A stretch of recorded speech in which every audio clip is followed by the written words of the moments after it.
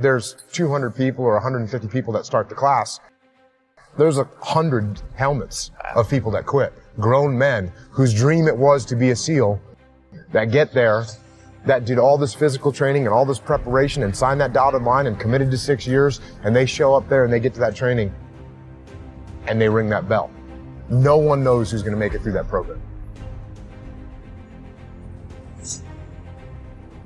The only way to know what's in the core of a human being is to rip that thing apart and see what's in there.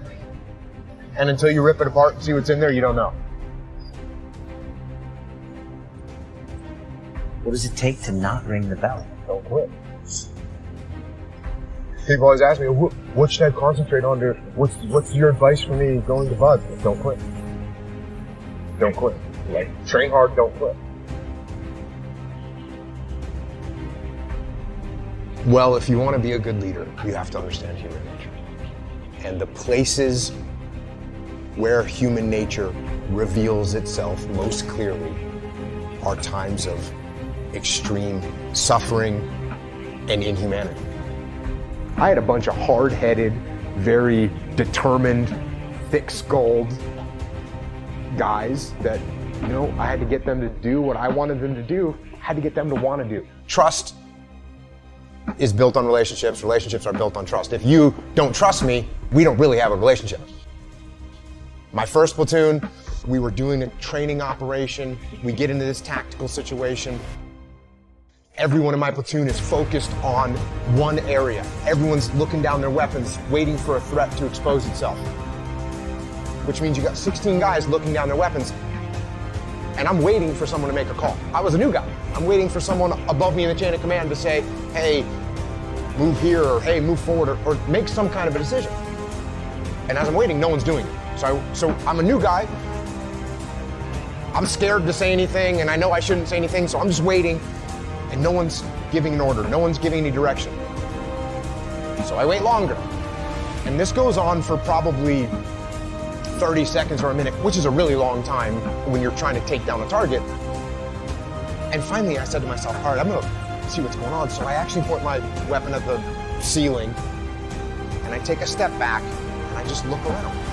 And I see that every single person in my platoon, including my platoon commander, including the assistant platoon commander, including the platoon leading petty officer, everyone is just focused on their weapons and no one's making a decision. And I can see this. And because I'm looking around and I'm detached from the scenario, just by 8 inches, I stepped back. Stepped back and looked around. I can see what decision needs to be made. And so I summoned up as much courage as I could as a new guy, because new guys don't make decisions. And I said, hold left, clear right, which is a basic command that we had rehearsed and you would practice. And I expected someone to say, shut up, Jocko. But instead they repeated the command. They all said, hold left, clear right, which means we were going to execute it.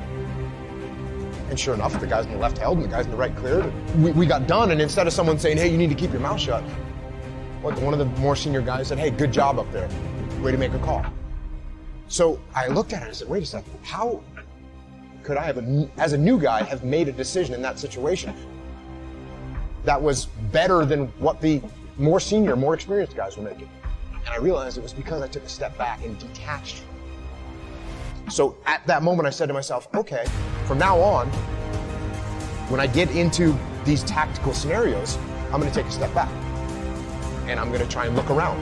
And I'm going to try and detach myself from the chaos and the mayhem. And I started doing it all the time.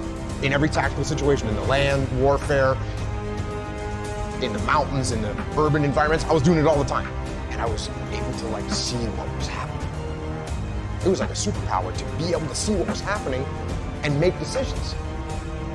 And so then I actually started doing it when I was having conversations. And if you and I were in a disagreement and you started getting emotional, instead of me getting emotional back at you, I would just take a step back and be like, oh, okay, he's really